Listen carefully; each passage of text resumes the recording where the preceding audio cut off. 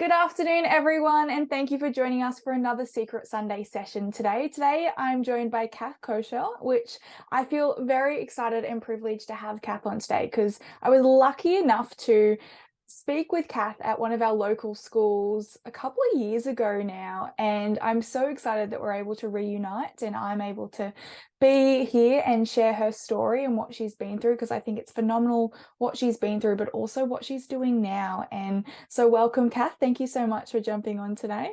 Oh, it's my pleasure, and it's so good to see you again. Absolutely. Even if it's via Zoom, it's the modern world, unfortunately. But I guess, I know a little bit about your story. And for those people that don't know who you are, you went through a lot of adversity during your life. And still to this day, we still face challenges no matter who we are. But when you were younger, obviously in your 20s, you went through quite a lot, and it obviously started around your professional cricket career. For those people that are not aware, I want to dig a little deeper and go, why did you want to play cricket and how did your career sort of take off? I'm one of four kids, so I'm very lucky to have a big family. And my dad's parents and my mum's parents and both my parents actually are from a really small country town. And when we were little, my brothers and I've got three older brothers.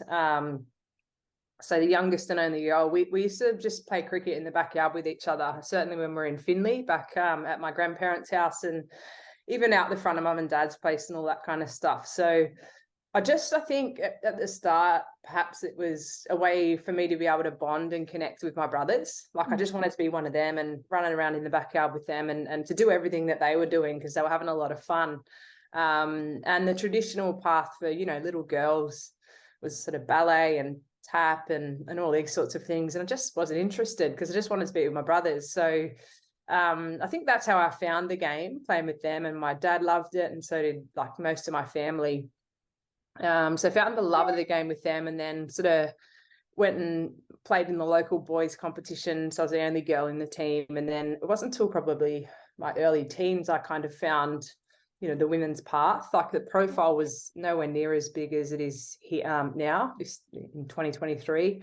So it wasn't a traditional path by any stretch, but I think what started as me connecting with my brothers just developed into, it was absolutely my first love. I still love cricket. I've had it on with the Ashes on overseas at the moment and all that kind of stuff I've been watching. And it's been absolutely fantastic. So a couple of late nights and stuff like that, but I don't think the love will ever be lost. But sort of unfortunately for me, my career was almost, my professional career was over before, almost was over before it had begun. So it wasn't for me in terms of, playing in a playing sense, but still quite involved. My best friend still plays representatively and at the elite level and had a career prior to what I'm doing now in cricket operations at Cricket New South Wales and Cricket Australia, and also was a sort of player advocate through the ACA as well. So I think it's in my blood, that's for sure, and I just love it, yeah.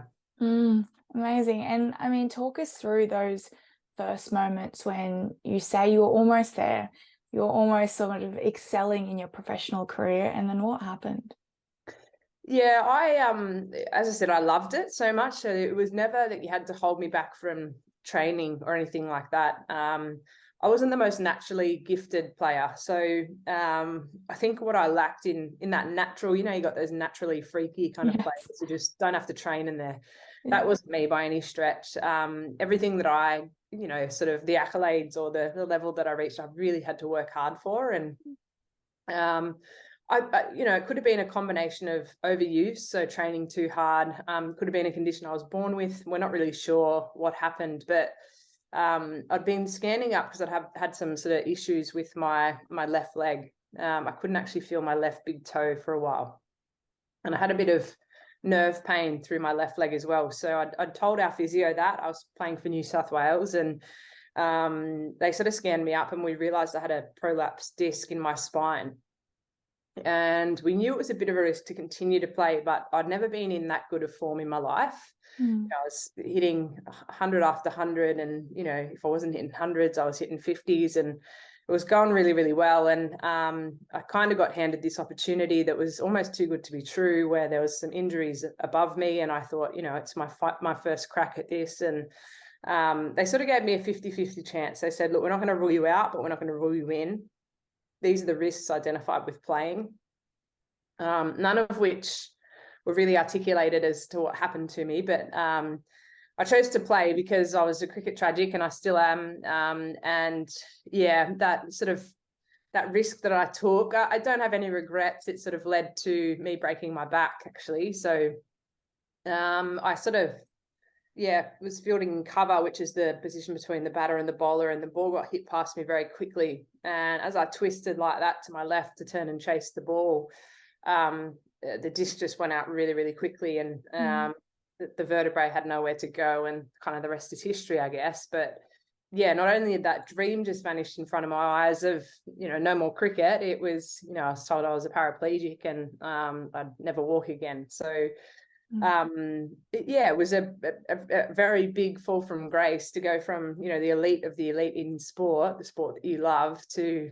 it's life in a wheelchair. You're never going to move your legs again. Heavy blow, for sure. I was 23 at that point in time. And I think I'd always, I've only probably recently reflected back. I've just written a book, and I get lots of questions off lots of different people all the time, because there's more to my story, which I know we'll uncover. But I think at that point in my life, it was almost like I believed that I was still going to get back on the park. And I reflected back on as to why I believed that. Is it, was there a sense of naivety because I was an adult, but I was quite young, and maybe I have got a little bit of a naive mind, but I don't mind that. It keeps me curious and all that kind of stuff. But I also think that my identity was so wrapped around this concept of being a cricketer. And I think a lot of athletes tend to struggle with this loss of identity once their career ends. It could be that, they're 40 and their career's just naturally faded because of age and performance and things like that. It could be that an injury abruptly stops it. It could be they're just delisted because they're not, sort of cutting the mustard at that level. And it's an interesting thing, like as a teenager, you kind of, I was, and a lot of my teammates who were quite good at sports, you're often labelled as Kath the cricketer. You go to a party or something like that, and they go, oh, here's Kath, she's really good at cricket. And so suddenly I'm getting this reinforcement that the only thing that's really interesting about me is that I'm good at cricket. Like, no one's saying, this is Kath, she's a really good person, she's kind, she's caring, she's considerate, or anything like that, or she's one of 4 kids and the only girl. It was just that she plays cricket. And same for like some of the boys that I went to high school with. Oh, he's the good footy player. And so you're constantly getting this reinforcement that the only thing that's interesting about me is that I'm good at cricket. And when it's taken away from you that abruptly, you kind of left there going, wow, not only have I got this huge rehab and recovery ahead of me, but the only thing that was ever interesting about me is that I played cricket, and now I don't do that. So what am I good for? Like, how do I contribute to the world? Like, what? And so I think that could have played a large part of the naivety that I had, in that I was always convinced I was going to get back on the park, even though I was told time and time again that I was never going to walk again. So it's an interesting, thing to consider for sure.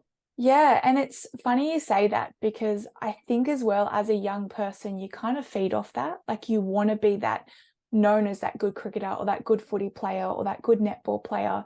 It's like all that other stuff doesn't matter. But if you're, Ashley, that good player, it's something of you're of value and you're of significance. And I think at a young age, it's really hard to change that mindset when you kind of want that attention. Yeah, in some ways for sure. Like, and I guess if you are good at the chosen thing that you do, you work hard for it, don't you? So it's almost like you wear it like a badge of pride. So like I'm going, I think I'm good at playing cricket. And people are telling me I'm good at playing cricket. It's a reinforcement of that. And so, cool, great. I'm glad that I'm known as that, because that's what I want. And absolutely. And when we're young and growing up, school's our world, isn't it? It's we haven't had the life experience that we've had as a 20-year-old or a 30-year-old, and being in a workplace and having to deal with different people and all those sorts of things. So it becomes really important, absolutely. And they're fundamental years in shaping us and shaping our identity, really. So yeah, big challenge to have it just stripped straight like that from you. So yeah, for sure. Absolutely. And I mean, looking at that transition, it was so big for you, as you said, so young, and you had that naivety that probably kept you going. But how did you deal with, obviously, there's so many physical implications that can happen with that and so many changes in lifestyle, but how did you cope with that mentally? Yeah, I think the naivety it helped certainly in the early stages, because for me,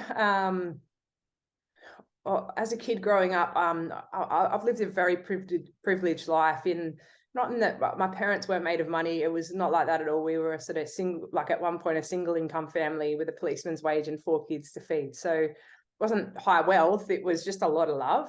And I always felt like I had, mates in my brothers, and I just never missed out on anything, which was great. And I'm white, and so I was sort of born into that, which was great, but no adversity really to speak of until this kind of happened, and that naivety kicked in. But after that first broken back that we've just spoken about, it just seemed like there was this 10-year period of adversity and then recovery, and then more adversity and then recovery, and then more adversity and then recovery. And so it constantly felt like I was, a swimming analogy, I'm swimming upstream a lot of the time, just trying to keep my head above water to breathe.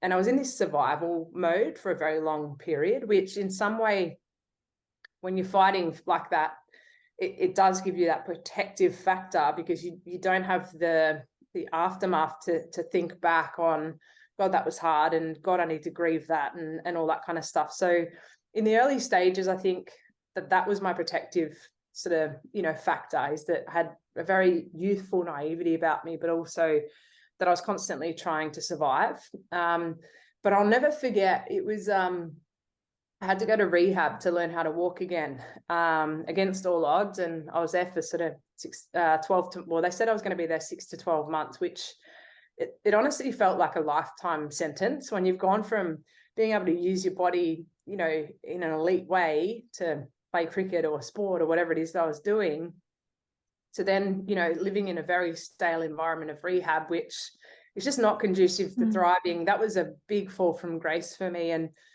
I was on day 6 of my rehab.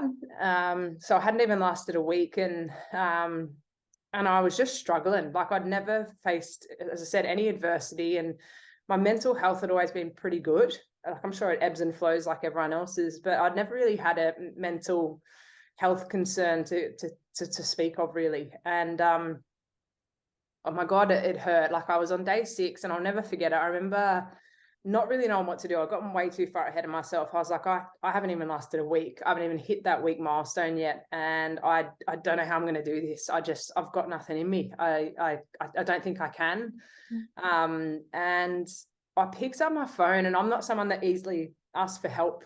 It's just, I guess, being the youngest and only girl, I always felt like I had to have a bit of a grittiness about me, because if I showed weakness, then my brothers would be like, don't cry, you're being a girl, and all that kind of stuff. And I called my best mate, Erin, who's just like, we're so close, it's not funny. And I didn't really know what to do. And I called her, and I just had tears running down my face, and I could hardly speak. And she said, what's going on? And I said, hey, can you come and pick me up? And she said, mate, what do you mean you're in rehab? 6 to 12 months. I was there visiting yesterday. And I said, I know, if that means that all of this progress is lost, then so be it, mate. I just can't do it. I don't know how to do this. It's just not something I'm up for. And I'll never forget what she said to me, which to me just really proved this point that we're not supposed to go through life alone, even though we can try and do that. And I certainly did, and all those sorts of things. But I'll never forget it. She said to me, she said, Kath, it's breaking me to hear you this way, mate. You're my best friend. And I just wish that I could trade places with you, because I'd take all this away and I'd take it on for you. But I can't. And that really kills me to say it. What I will do is, I promise you, if you call me at any hour of the day, I'll pick up. And when I'm there, we'll walk side by side together. We'll walk this journey together. And when I'm not, metaphorically, I'm going to talk you through the process. And you can cry at any moment, and you can do anything that you really need to in the moment. You can, yell into a pillow or throw something at the wall. but I'm here for you, and I've seen you do hard things, and I know you can do this. And to me, it just really reinforced that we can't always have our own back. Like, we're allowed to break, we're allowed to mend, we're allowed to do whatever we need to do in any given moment. And it just really meant everything to me, just to have her belief instilled in me. But yeah, from a mental, like, I was never diagnosed, until later with a mental health concern or a mental health disorder. But in that moment, it was the first sort of, sign of any kind of mental ill health that started to creep in, where I had a lot of head noise and a lot of doubts and all those sorts of things, which was a big shock to me, because, as I said, up until that point, no sort of mental health concern to speak of. So for me, and we'll go into more of my story, I'm sure, later, but just as a sort of precursor or a preface, like, I haven't gone through any of my life alone. And I think, a lot of people, I get a lot of people reaching out saying, you're so resilient and you're so this and you're amazing and all that kind of stuff. But there's always been people in my life, and I've made some terrible mistakes and decisions and stuff like that when I've been struggling quite deeply. There's always been someone to catch me when I'm falling. Like, I've got an amazing support network in my family and mental health practitioners and doctors and friends and all that kind of stuff. And they've never given up on me. And I think that's what makes the story more remarkable. Not that I've done it and I've gone through all these things. It's more that I've had people that have supported me to do that, which again just reinforces that we're born to connect, and we can't go through life alone. Oh yeah, my whole face and body just got goosebumps then, because I know the feeling. I honestly do. And I know going through any challenge that you have in life, you can't go through it alone. And I honestly feel that, as you said, we're meant to connect and we're meant to have people around us. And how you get through those challenges is with people by your side. And you just have to find the strength within you, honestly, just to reach out and to find that right network that are willing to walk with you. And I think that's so beautiful that you found that in your friend. As I said, goosebumps on my face. It's amazing. But then I guess that, transitions into the next moment. I mean, you get over one battle and then you face another. How on earth do you keep going and not resent the world and not give up hope and not chuck in the towel and be like, see you later, I am done? How do you get up and just keep going once you've hit the next one? Again, I think it was sort of, actually, I read, my partner and I, this is probably shameful to say, but over the past week, we've watched the entire series of a nighttime after work and things like that of, I don't know if you've seen it, Afterlife. Oh yeah, yes. With Ricky Gervais. Not for anyone under the age of 18. I was about to say. Quite inappropriate. But speaks to a man who's sort of in a heavy period of grief of life. And I think what he realizes amongst it all is that there's a lot of kindness. And I certainly had that same revelation. So watching that, which I'd never watched up until this, past week, it was a huge reminder for me that my beliefs and what I believe in and what I now do for a living with Kindness Factory and so forth, it really is important.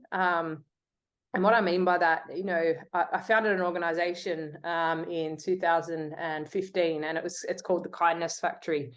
And really it was a realization that I'd been through a hell of a lot in life. And there was one thing that really stood out as the most paramount thing, to be a shining beacon of light amongst the struggle.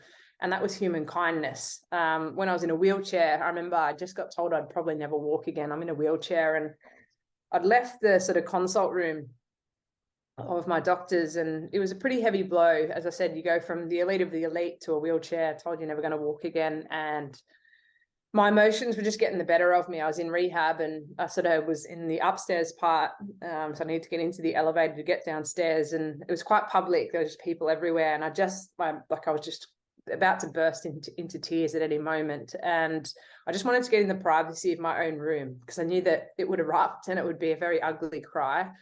But I just couldn't suck the air in. When you're sort of about to cry and you're trying to suck the air in, you can't, and then it makes it worse. And it was like that. And I'm sitting at this elevator shaft kind of thing in this wheelchair, and I couldn't reach the lift button. because I'm in this chair and it was low and it was just out of reach. Like I'm talking like that, and I'm trying to reach for it and I just couldn't. And I'm sure any other day I could have had the strength to sort of kind of move my arm up a bit further, but I just couldn't that day. And this random stranger walked past, must have been a visitor of someone's, and saw that struggle. And when I had my head down, feeling completely defeated, like that was going to be the rest of my life, he just pressed the button for me.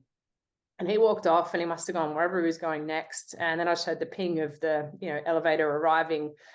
And that's when I lifted my head and realized that he'd done it. And I got myself into the elevator, went downstairs, got into my room, and suddenly felt like I didn't even need to cry anymore, because there was someone who just cared enough to help in that moment of rock bottom. And those are the moments, I think, when we're in a struggle, that can mean the difference between coping and not coping. And I remember just sort of looking at myself in the mirror that day, and tears did escape eventually, but just thinking to myself, okay, it just felt like he believed in me somehow. And I was just like, okay, when I reflected back amongst after going through all of these adversities, those are the moments that really stood out to me as moments that really caught me when I was falling and things like that as well. So it wasn't just family and friends, which honestly I wouldn't be here without them, but it was also random strangers who cared enough to help. And I reckon that's the greatest privilege about being alive, is that we can impact someone that we don't even know's day in the most amazing and meaningful of ways.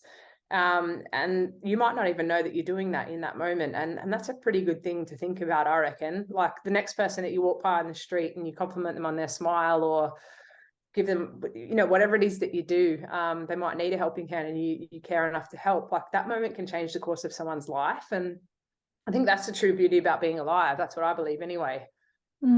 That's beautiful. And I feel that we really do take those moments for granted, in the sense that we think they're so inconvenient, or sometimes we're shy, or no, we can't do that. But simple things, as you say, can change someone's whole world in that moment. And I think it's phenomenal that it really sparked the belief in you and in yourself, because I mean, that gentleman probably had no idea the impact that he was creating and what he did for you and your recovery. So amazing. And I really want to dig into kindness in a whole different, I feel, episode needs on kindness. But I want to then talk to you about, so you were told you were never able to walk again. You then are able to walk away again. Congratulations. I mean, that willpower, that strength, and that team that you had around you to get you to that. How did you feel knowing that you then accomplished that? Yeah. I kind of didn't get that champion moment to sort of celebrate it, in that more adversity was to strike amongst that sort of period of my life. So I was in rehab, and as tough as it was, having to call my best friend and get that reinforcement several times over, my life did change in a really good way. A month into my stay, I met a fellow patient whose name was Jim.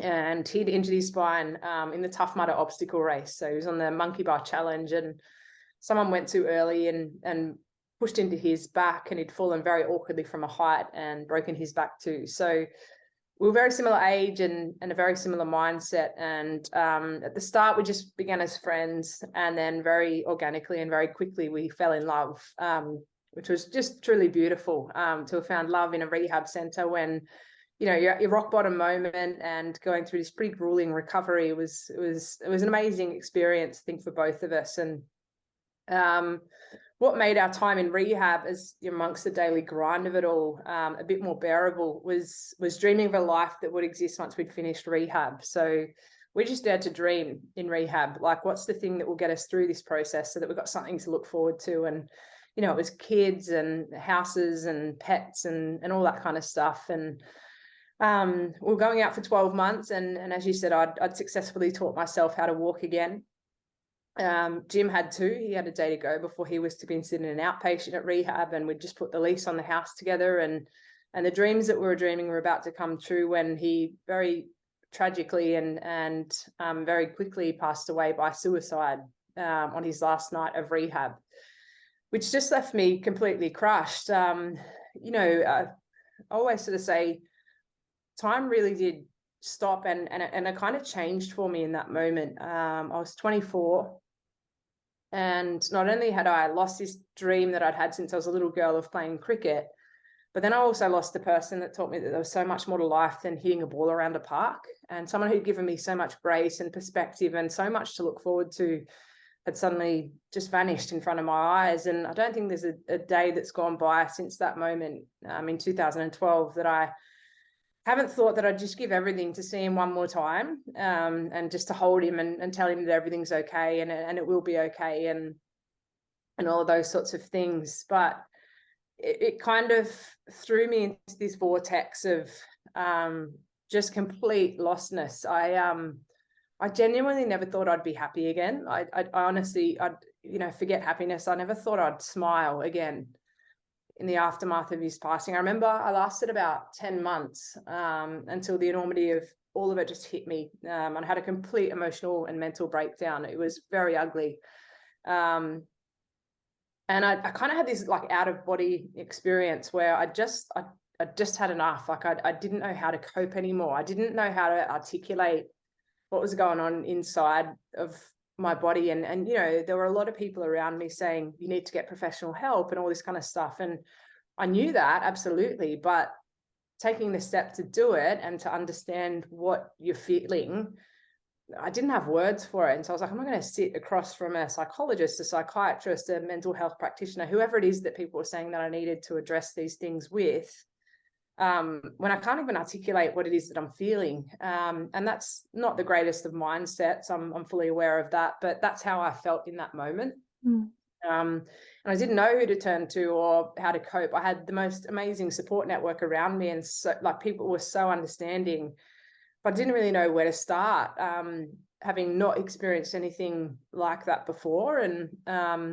I just had to learn a lot of things the hard way, and that's completely okay too. Sort of life's a trial and error, isn't it? We're sort of always trying new things and figuring things out along the way. But it was sort of like a 3-year therapy journey that I had to go on. I was diagnosed with post-traumatic stress disorder as a result of all of the experiences.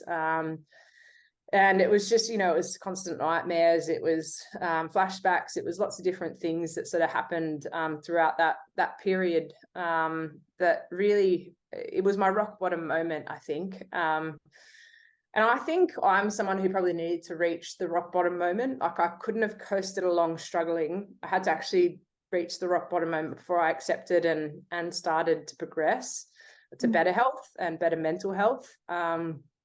But yeah, I didn't really get that chance to celebrate the milestone of learning how to walk again, because it was thrown into a very heavy period of, grief and loss and mental health concerns. But yeah, there's no resentment for that whatsoever. It wasn't something I felt the need to celebrate either, just amongst all of that darkness as well. So but it was a pretty rough time in my life as a young adult to try and conceptualize everything that I'd been through, for sure. Absolutely. And yeah, I'm so sorry for your loss and that experience, because obviously that's something that, no matter what age you are, that's so hard to have to navigate. And especially when you're already overcome one thing to then go into another. I mean, looking at that experience, did you ever wonder, I know even myself personally, when you've lost someone to suicide, it makes you feel like sometimes what was my role to play, and what if I did more, or what didn't I do? And did you ever felt in that situation like you felt like you just needed to know why it happened, and not finding those answers were almost traumatizing in themselves? Yeah, absolutely. I think we're called, survivors of suicide when you've lost someone close to you in that capacity. And because my story is quite public now, I hear from a lot of people who have lost a loved one or a close friend or someone like that to suicide. And probably one of the most common questions I get asked is, how do you deal with your anger? And I remember the first time I got asked that question, I had to clarify. I said, "What can you talk me through what you mean by that?" And they're like, "I just feel so angry at them." And that just wasn't something that I felt, which it confused me at the start. I had to be very respectful, and you have to put up boundaries in the world that we're living in, to protect yourself as well, just through vicarious traumas and things like that. And I did feel anger. It wasn't towards Jim. It was always towards myself. And that's probably the hardest thing, or hardest bridge that I had to get over in that sort of big period of therapy.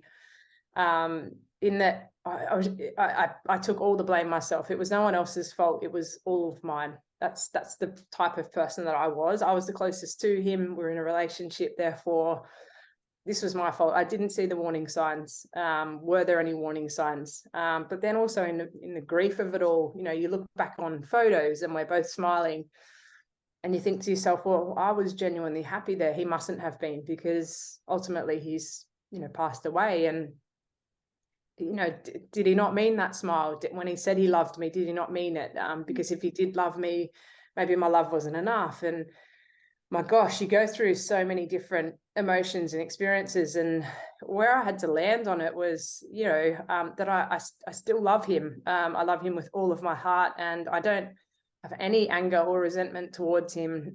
He was just so beautiful, and maybe this world just was too painful for him. And I hate that the decision was made the way that it was, in that he's no longer with us. And I'd give anything to see him again, and to try and hold him through whatever pain it was that he was going through. Absolutely, I would. But I don't resent him for making that choice, because I don't understand his pain, and I never will. And I don't think any of us should ever judge anyone for being suicidal or having passed by that means, in that we never truly know what another person is thinking. I have hundreds of secrets that I haven't told my closest friends, my family, my partner now, anything like that. And that is because we're allowed to have our own little inner thoughts and things like that. And maybe for Jim, that, you know, the pain of living was far too great. And I'll never know that. I really don't. I'll never have the answers. And in the sort of first little bit of therapy, that's the thing that I probably struggle with the most, is that I'm never going to know this. What's the point of trying to conceptualize it and go through therapy with it? Because I'm never going to know this. I'm not a mind reader. I can't go back in time. And what I had to learn and accept through sort of, like, you know, a lot of cognitive behavioral therapy and acceptance and commitment therapy and things like that, was that that's okay. We don't need to have control of that narrative. We need to have control of our own narrative. And control is a big word, and I'm not sure you know, it's always a healthy thing, but I had to believe, and I still genuinely believe, that all the moments that I look back on, that we were laughing and smiling and happy, and even the moments that we were quite vulnerable with each other as well, that they were true, and that they were as I experienced them, because that's the emotion that I was feeling in that moment. And what he cared to share with me, in that I'm so happy right now, or this is the thing I'm looking forward to most for our time together outside of rehab, or whatever that may have been that we were talking about. I just had to believe that they were true, because that was my reality. And I do believe that genuinely in my heart. And I'll never know why, and that's okay. I've sort of come to live with that. But that's not to say that I don't dip into wanting to know as well. I'm a human being who, you know, has wishes and all those sorts of things. But the love has never been lost for him. I think I, you know, still love him, even not in a physical sense. Obviously, he's not here and all those sorts of things. But there's no anger or resentment or anything like that. And I really had to learn to love myself post that period of life, which was, as I said, a very big journey of therapy and understanding myself a bit more, and the world around me, and how I wanted to show up, and all those sorts of things. But it took a long time, but it was definitely worth it. And I'm glad that I did it as well.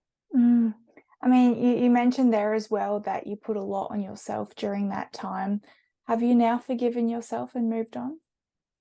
Yeah. You know, it's interesting as well. I've got a new partner now. We've sort of been dating for close to a year. And I've had partners since. It's been 10 years since Jim passed. But for a good while there, there was no way that I was ever going to date, for example, because why would anyone want to date me? I kept thinking, you know, the one person that I cared enough to love, Jim was my first boyfriend. I'd always been too obsessed with sport to consider having love and that being a distraction and all that kind of stuff. And so I think like I'd, built up a lot of these walls really, as to, not that I wasn't good enough or lovable or anything like that, but more so, was I too damaged? Would people hear about what I'd been through and just run a million mile? And I used to hear all this stuff. I'm not a girly girl. You can probably, with 3 older brothers and all that kind of stuff, self-love's the most important kind of love. And you hear all that kind of stuff and you're like, oh yeah, sure. Like all that kind of stuff. But it's true.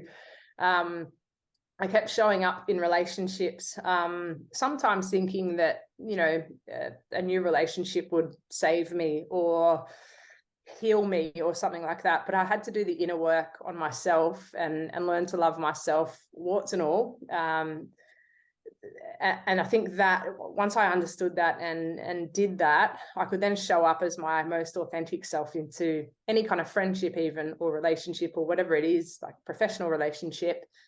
Showing up as my true and authentic self was a really important thing. And I think I have forgiven myself. And as I said, that's still a work in progress every single day.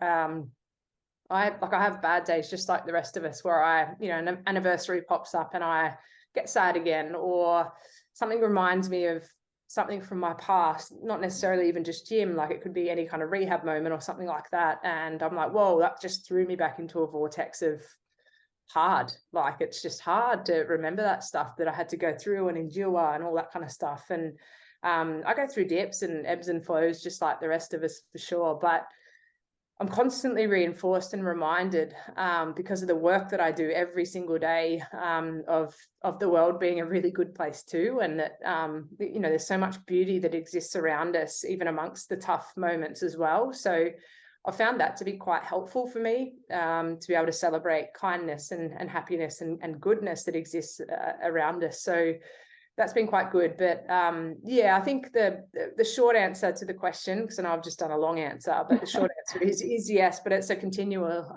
work in progress as well. Yeah, like for all of us, I feel that you can never really settle. You've always got to just keep pushing through, and you're constantly going to be faced with challenges, but it's finding those little moments of kindness or self-love or whatever that looks like for you through that. Do you get a break coming out of that and obviously going through so much therapy, finding yourself and feeling like life is somewhat steady? Do we hit another point? We do, yeah. So went on this therapy journey and was really starting to thrive again. I'd started Kindness Factory, which was almost just like a social media page of goodness, where people would submit, or I would do acts of kindness and share them on social media. So just really small things. And that was going great. And I had a great job. I was working in sport, which was fantastic. And I ended up sort of talking to my doctors, having recovered physically pretty well. I still can't feel my left leg. But other than that, no sort of residual effects from my injuries. And we sort of had a discussion, and they said, look, we reckon you'd be a pretty good triathlete. Your recovery was based in a pool. You're a very good swimmer. You can ride a bike. We've seen you do that in recovery. Why don't you add in a run? You could be a really good triathlete. And it was something that I really felt like I needed in my life, like a physical thing, challenge or something to work towards, because I'd always been quite fit and athletic and all that kind of stuff. And so I signed up for a tester triathlon. I loved it. And I ended up being the first person with my disability to do a half Ironman. I did it in 2015 on the Sunshine Coast, and it was fantastic. I loved it so much. And I did so well that I actually qualified for a full Ironman. So a 3.8K swim, 180-kilometer bike ride, and a full marathon at the end. And training was on track, and I was the fittest I've ever been in my life. And with my best friend, Erin, who I mentioned earlier, we decided to go for a training bike ride one day. It was about 4 months out from the event. And we were going from Cronulla in the south of Sydney to Manly, which is the north side of Sydney. And we're going to have breakfast there and then go back. And it was about 90 kilometers. So nothing in the, grand scheme of the training that I'd been doing to that point. And I got to the north side of the Sydney Harbour Bridge, so nearly at the halfway mark, and I started making my way toward a right-hand turn lane to head into the northern beaches. And suddenly I just felt a thud on my body, and everything went black. I got hit by a drunk driver from behind, and I broke my back again. I broke it in 4 places. I shattered my left hip and broke my right wrist and dislocated my neck. And then worst part was, waking up 2 weeks later to the news that I was paralyzed and that I'd never walk again for the second time in my life. So yeah, sort of, there was more adversity to follow in a pretty big way. It was a very, very serious accident that I nearly didn't come back from, which was pretty tough. Yeah, in that moment, I mean, waking up in that hospital bed, how do you wake up and go, I need to do this all over again? How am I supposed to process this? How am I supposed to go through all of this again? What is running through your head? Yeah, a lot of that. I don't know that I ever fell into the why me. Again, because it was just one hit after another. It honestly just felt like that. And I re-engaged with a psych probably only been like 2 years ago, and it was amongst COVID, and it wasn't because I was necessarily struggling. COVID was actually I feel horrible saying it because it was so tough for so many people. It was almost like a blessing in disguise for me, because I'd spent so many years. I'm now a motivational speaker, and I do that a lot. So I travel the world doing that, and I'm constantly on planes and speaking everywhere, and in different time zones and all that kind of stuff. And COVID gave me that chance to pause.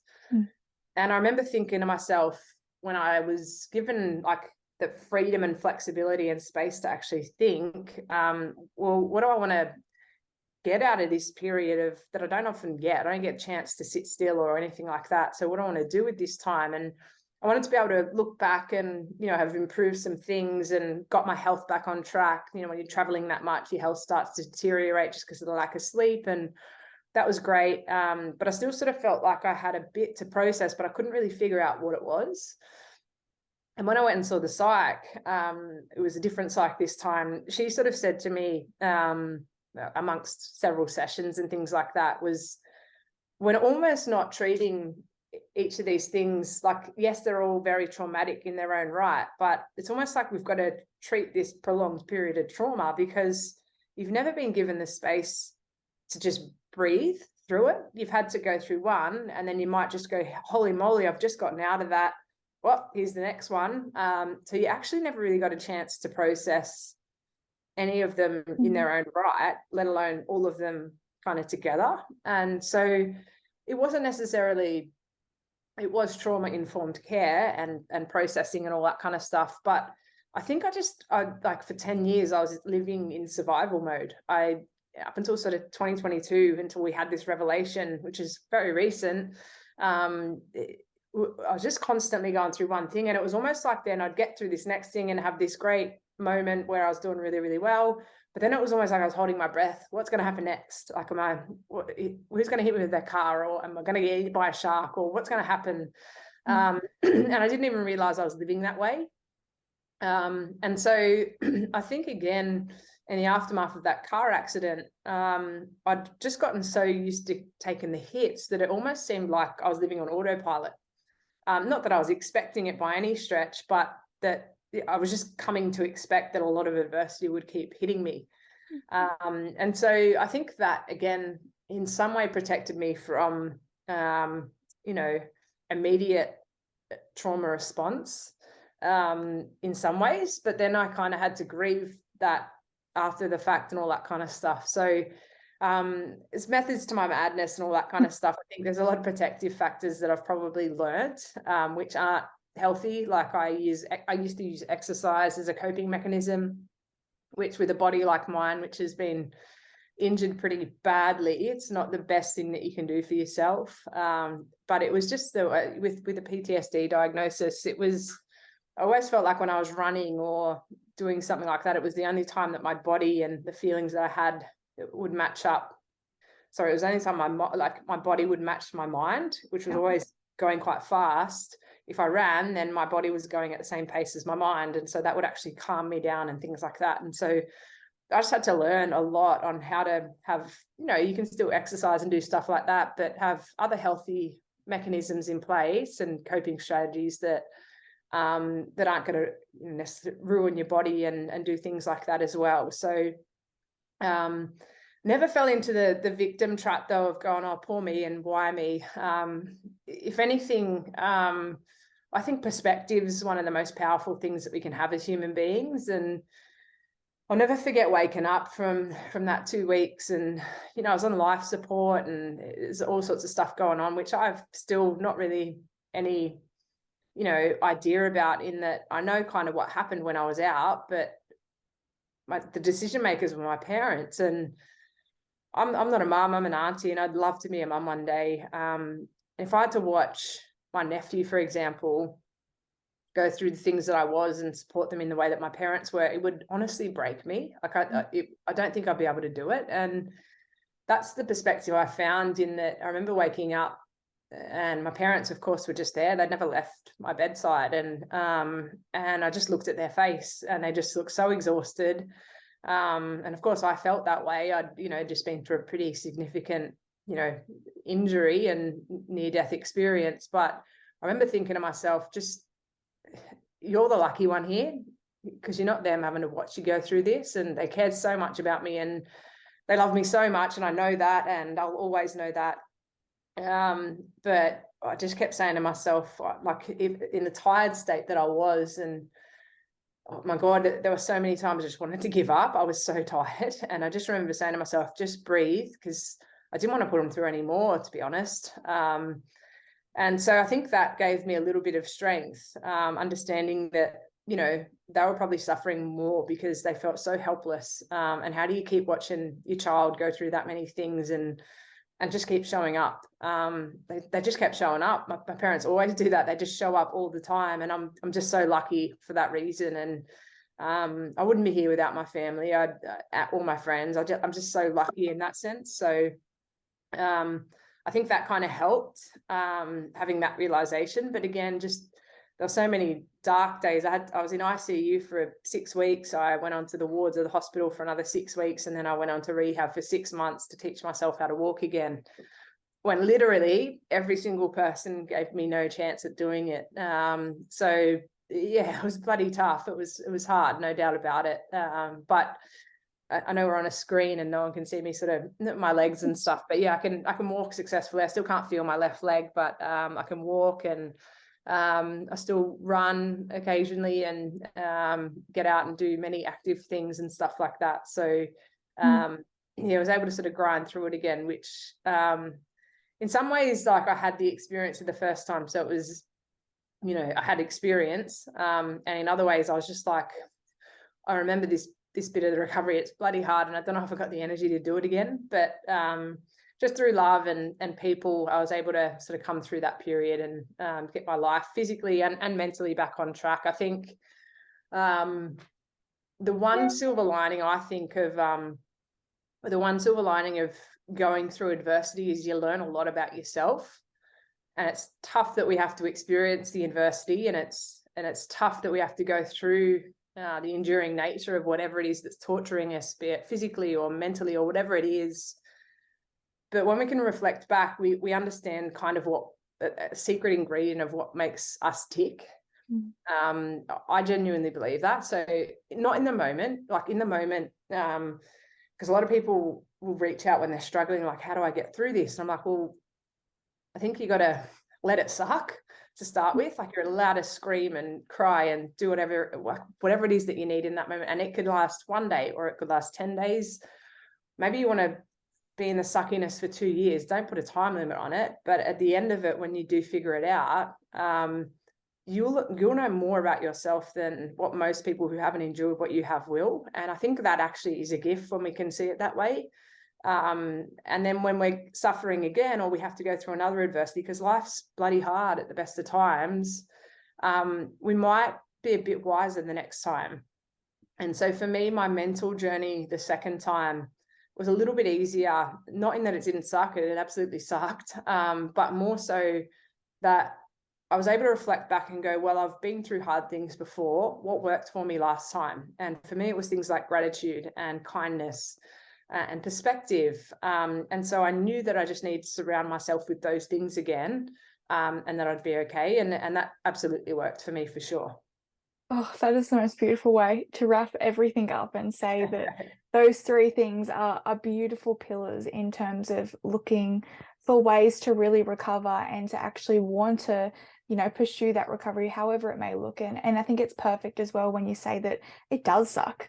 We can't turn a blind eye to life and go that it's easy, or that, some people have it better than us. We're all challenged in our own ways and all different ways at all different times. And it's finding your process. And I always think we're always a student of life, and we're constantly just learning more about ourselves and the people around us. And I think you have been on a phenomenal journey that has made you the person that you are today. And you're now sharing that with the Kindness Factory, which is amazing. What is your current mission with the Kindness Factory, and what do you intend to do with it amongst already what you're doing? Yeah, I mean, initially it was a side project to my full-time job, and we had a goal to reach 1 million acts of kindness, and there was nothing more to it. We're now at very close to 6 million acts of kindness, which has been fantastic. And just through the sharing of people all around the world of their acts and what kindness means and represents to them, we've been able to sort of develop a kindness curriculum. And that's through my own life learnings, as well as it's been sort of researched and academic based through our education partner in Kaplan. And we launched that in 2020 amongst COVID, into 60 schools, and it's a completely free resource, so it's available to anyone who wishes. And we launched that in COVID to 60 schools, and it's now in over 3,500 Aussie schools. Also in the US and the UK as well. So that's been going great. So as a sort of charity, we just want to get, and I don't need to tell you this because I know your story, and like life's bloody hard at the best of times. Like it really is. Like we go through natural disasters, cancer diagnoses, mental health concerns, and things will pop up that are completely beyond our control. And what I realized through developing all of this is that there's so much unnecessary suffering that goes on in the world. And what I mean by that is man-made adversity. So if I've just said like life's hard at the best of times, we all struggle, we're all gonna, like everyone is gonna suffer at some point in their life. Why don't we make it even harder for ourselves? Why is there so much bullying? Why is there so much domestic violence? Why is there so much gun violence, war, terrorism? Like none of this needs to happen. And I think when you go through the depths of despair that, we have, and everyone does at some degree, for me, it just made me realize that I don't want to make life harder for anyone. I just want to be kind.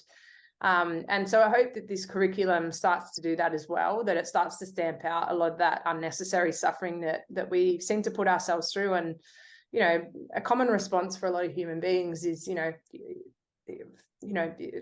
from a violence perspective, you hit me, I'll hit you back. You call me a name, I'll call you a name back. And I don't think it has to be that way. Sometimes that we need to stop the cycle and move forward with kindness. And I think it's the ultimate strength. There's a Bob Perry quote that says, kindness is the most underrated free agent of human change that we have. And I genuinely believe in that as well.